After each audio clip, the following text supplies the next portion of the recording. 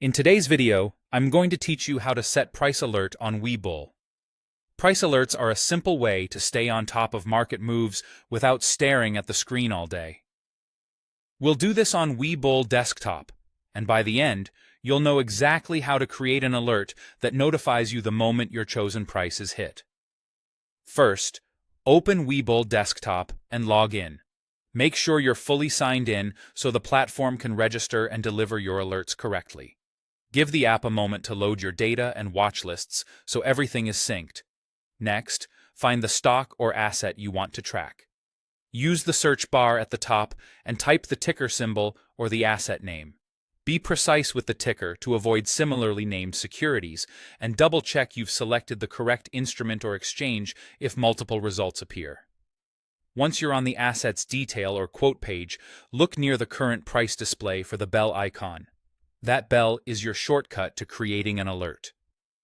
If your layout is customized, it may sit alongside the price or near the chart, but it's always close to the quote. Click the bell to open the alerts window. In the alerts window, choose whether you want price above or price below. Price above is ideal if you want to be notified when the asset rises past a certain level, say you're watching for a breakout. Price below is helpful when you want to know if the price drops to a bargain or a key support level. For example, if the stock is at 48 and you want an alert at 50, select price above. If you're waiting for a pullback to 45, choose price below. Now enter your target price. Use the exact value you care about, including decimals if needed. It helps to glance at the current quote and recent chart levels so the alert aligns with your plan. Set any available options such as frequency and expiration. Frequency controls how often the alert can trigger.